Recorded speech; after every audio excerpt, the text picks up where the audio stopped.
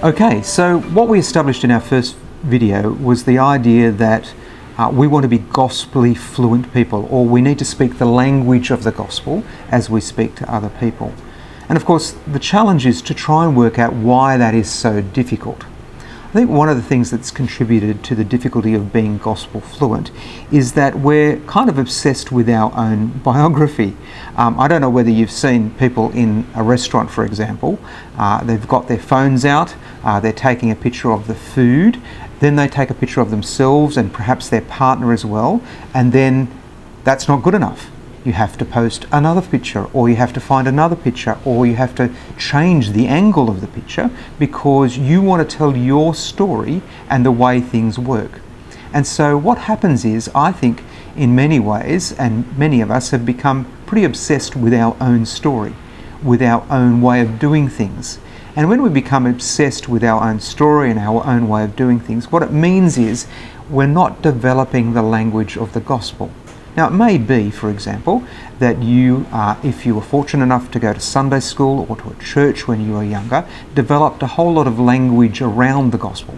So you have the basic ideas, you know what it means for Jesus to die, you know that the fact that God has done something for you, that Jesus has rescued you. You understand that being part of a Christian community is a great idea, and it is. You understand that God has done wonderful things for you. But that kind of is where it stops. And perhaps, if you're a little bit like me, then actually your story takes over. You start to think more about your story than about God's story.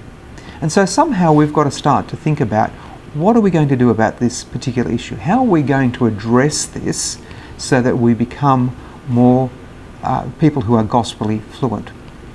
And I think there's several things that we need to think about in this context. I wonder if addressing the issue could involve addressing four different areas that we're going to look at in the coming videos. Four different areas like our knowledge of the gospel. Let's start there. What about the area of skill and how we actually have a conversation? Because after all, when you learn a new language, you actually have to have the conversation in that new language in order to develop the skills around that language. It's not just worth knowing the words for the language. You've got to actually work out how to use them in a sentence in the way that you talk with other people. Then I think actually Jeff Vanderstelt has a very important insight, and that is sometimes our skill around language, and particularly around gospel fluency, is to do with issues of the heart, to do with the way that we're approaching things, to do with what is going on in our hearts as we're having conversations with people. And then finally, I think one area that's probably neglected is that sometimes we forget that we are kind of in a spiritual warfare. And therefore, we need to be thinking about what does that mean for us to be praying about, thinking about the way that we speak so that we're gospel fluent people. One of the things Jeff Vanderstelt argues is that many of us will be very familiar with a basic level of the gospel. We might speak the gospel in certain ways. In Sunday school classes, he says, or church courses, we teach believers to sprinkle some of their gospel truths into their conversations, or we give them a short presentation to share or a diagram to draw, which works really well if people are asking the question the presentation or drawing addresses.